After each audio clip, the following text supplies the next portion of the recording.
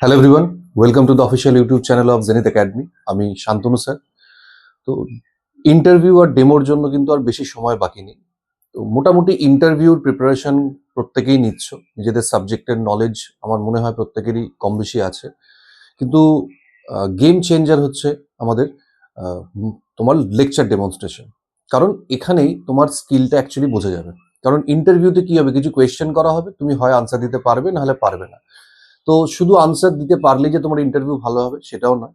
কিন্তু অ্যাকচুয়ালি তুমি আহ, তোমার স্কিল কতটা, পড়ানোর স্কিল, টিচিং স্কিল কতটা আছে সেটা কিন্তু একদম তোমার লেকচার ডেমো থেকে কিন্তু বোঝা যাবে। তাই এটা কিন্তু গেম চেঞ্জার, তোমার নাম্বারটা ভ্যারি করবে এই ডেমোতে। তাই ডেমো খুব ভালো করে তৈরি করতে হবে, এটা আমি বারবার বলে এসেছি তোমাদের। এবার তোমরা তোমাদের মধ্যে অনেকেই পোয়েম থেকে ডেমো তৈরি করছো, অনেকে প্রোজ থেকে করছো, অনেকে গ্রামারের কোনো টপিক থেকে করছো। কিন্তু রাইটিং কেউ এখনো পর্যন্ত আমি দেখলাম না রাইটিং থেকে কেউ ডেমো করছো। কিন্তু আমার মনে হয় করে রাখাটা ভালো, কারণ রাইটিং থেকে যদি জিজ্ঞেস করা হয় তখন তোমায় কিন্তু কিছু বলতে হবে এবং বলতে পারলে ভালো। কারণ এইটা অনেকে জিজ্ঞেস করছে যে স্যার আমাকে যদি ওনারা কোনো অপশন না দেন, ওনারা যদি বলেন এটা পড়ান বা ওই কবিতাটা পড়ান, তখন আমি কি করব? দেখো, এটা আগে আমি বলে দিই, তারপরে আমি মেন টপিকে আসবো। প্রথম কথা হচ্ছে, ওনারা যে প্রশ্ন করবেন, ওনারা যেটা জানতে চাইবেন, সেটা কিন্তু সেই উত্তরটা দেওয়া বা সেটা ফুলফিল করাটাই কিন্তু আমাদের মানে একটা ক্যান্ডিডেটের কর্তব্য। তার মানে ওনারা যদি বলেন যে একটা এই কবিতাটা পড়াতে পারবেন, যদি পড়াতে পারো খুব ভালো। কিন্তু যদি তুমি পড়াতে না পারো, দেখা গেল যে তোমার ওই টপিকটা জানাই নেই, তুমি হয়তো পড়োইনি কখনো। তো in that case you can request, তুমি বলতে পারো যে sorry sir, I am not well prepared. তো সেক্ষেত্রে can I choose another topic, বা আমার যে টপিকটার উপরে মোটামুটি নলেজ ভালো আছে বা ভালোভাবে তৈরি করেছি, কয়েকটা টপিক বলবে, তো সেখান থেকে কি আমি একটা সিলেক্ট করতে পারি? তো এই রিকোয়েস্টটা তুমি কিন্তু করবে। আহ, তো যদিও এটা না করলেই ভালো, কিন্তু একদম যদি না পারো তো সেক্ষেত্রে করার কিছু নেই। কিন্তু রাইটিং এর ক্ষেত্রে তোমরা কেউ কিছু দেখেই যাচ্ছ না। এবার দেখা গেলো তোমাকে একটা টপিক বললো যে রাইটিং এই টপিকটা করান, সরি স্যার এটা আমার জানা নেই। তোমাকে বলো ঠিক আছে আর একটা টপিক করান, তুমি তখন বলে সেটাও জানা নেই। এটা করলে তো হবে না। তাই রাইটিংটা একটু ভালো করে দেখে যাবে, কারণ কেউ এটা দেখছে না। এবং ইন্টারভিউয়াররাও কিন্তু ভালো করে বুঝতে পারবেন, যেহেতু ওনারা সবার ইন্টারভিউ নিচ্ছেন। কেউ পোয়েম থেকে, কেউ প্রোজ থেকে ইন্টারভিউ দিচ্ছে, মানে ডেমো দিচ্ছেন। তো সেক্ষেত্রে রাইটিং কিন্তু কেউ দেখছে না। তো সেক্ষেত্রে তোমায় জিজ্ঞেস করতে পারো যে সবার তো লিটারেচার থেকেই দেখছি, তো আপনি একটু রাইটিং থেকে কিছু করান। কিভাবে আপনি রাইটিং স্কিল ইমপ্রুভ করবেন স্টুডেন্টের? তো সেই জন্য বলছি দেখে যাবে। আমি বলছি না যে আসবেই, কিন্তু যদি আসে তখন তুমি অন্তত কনফিডেন্সের সঙ্গে ডেমোটা দিতে পারবে। ঠিক আছে? তো এটা গেল। এবার আমি আসি যে যদি তোমরা ডেমোর জন্য প্রোজ সিলেক্ট করো, যে কোনো একটা প্রোজ তুমি যদি সিলেক্ট করো, তখন তোমরা কিভাবে পড়াবে? কারণ 11-12 যেরকম বুক প্রোভাইড করা হয়নি, হয়তো 9-10-ও করা হবে না।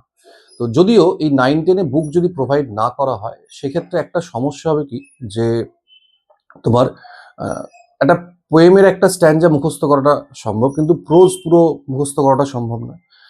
তো সেক্ষেত্রে তোমরা কিভাবে ডেমো দেবে? দেখো, আমি বলে রাখি যে আমার অলরেডি একটা দ্য প্রাইস অফ ব্যানানার ওপরে তোমার কিন্তু একটা ডেমো বানানো আছে প্রোজের উপরে। ওরা তোমরা একটু দেখে নেবে কিভাবে আমি প্রোজটা করিয়েছি, ডেমোটা তোমাদের দিয়েছি, দিয়ে দেখিয়েছি আর কি। তো তোমরা যেটা করবে প্রথমে, ধরে নিতে হবে তোমার হাতে 5 থেকে 7 মিনিট সময় আছে ম্যাক্সিমাম। এবার সেখানে তোমাকে 1 থেকে 1.5 মিনিট একটা ইন্ট্রো দিতে হবে। মানে গুড মর্নিং স্টুডেন্টস বা good afternoon students, how are you, hope you all are doing well. হ্যাঁ, তো এরকম করে তোমরা যেটা প্রিপেয়ার করেছো, মোটামুটি 1 থেকে 1.5 মিনিট বোর্ড ওয়ার্ক করা বা তাদেরকে গ্রিট করা, এটা করে 1-1.5 মিনিট তুমি কাটালে। ঠিক আছে?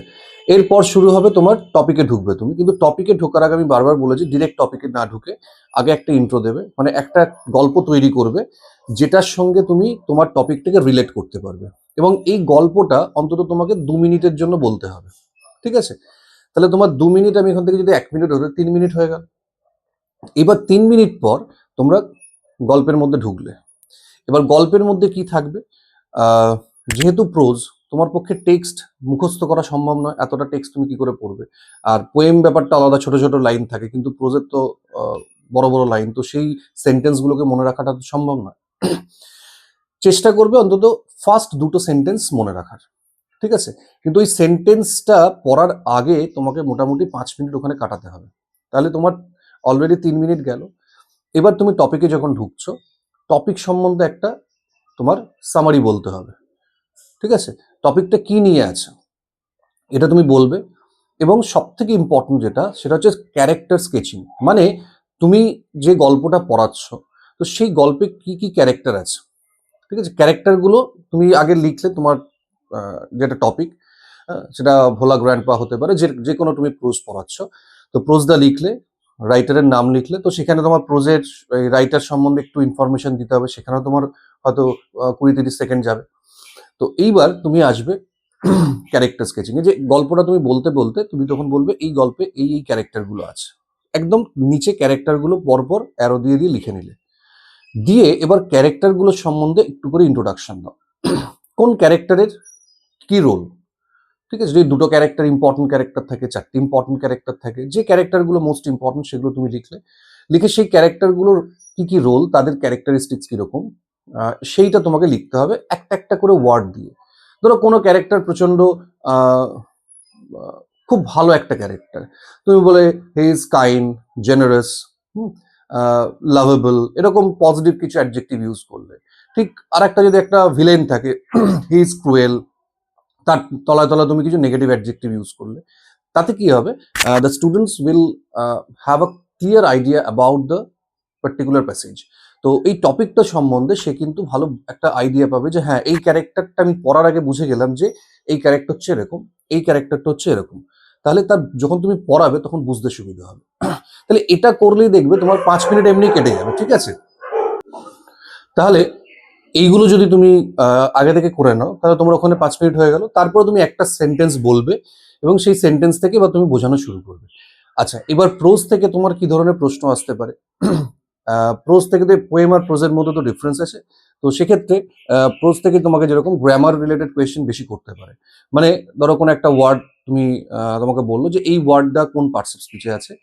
যদি একটা ধরো বলো সাকসেসফুল, এটা কি নাউন আছে, তাহলে বললো যে নাউনটাকে, এটাকে অ্যাডজেক্টিভ হিসেবে ইউজ করে একটা সেন্টেন্স বলুন, বা এটাকে অ্যাডভার্ব হিসেবে ইউজ করে একটা সেন্টেন্স বলুন। আবার এরকমও জিজ্ঞেস করতে পারি যে সাকসেসফুল, এটা তো ফুল শেষে আছে, তো ফুলটা তো একটা কি অ্যাডজেক্টিভ, তাহলে এমন কিছু ওয়ার্ড বলুন তো যার শেষে ফুল থাকলেও সেগুলো নাউন হয়।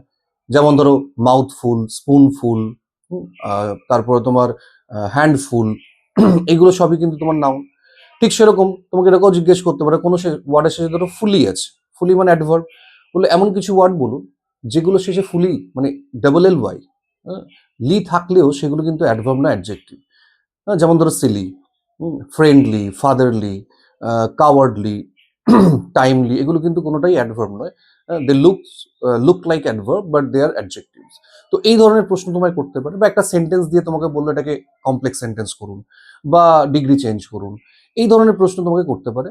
তো যখন তুমি প্যাসেজটা পড়বে অন্তত ফার্স্ট প্যারাগ্রাফটা একটু ভালো করে পড়ে যাবে, কারণ মানে মুখস্থ করতে বলছি না, একটা দুটো লাইন মনে রাখবে, কিন্তু প্যারাগ্রাফটা ভালো করে পড়ে যাবে, কারণ ওখান থেকে গ্রামারের কোয়েশ্চেন করতে পারে, কারণ প্রোজ থেকে ম্যাক্সিমাম গ্রামার রিলেটেড কোয়েশ্চেনই হবে যদি টেক্সট থেকে কোয়েশ্চেন করা হয়, টেক্সচুয়াল কোয়েশ্চেন।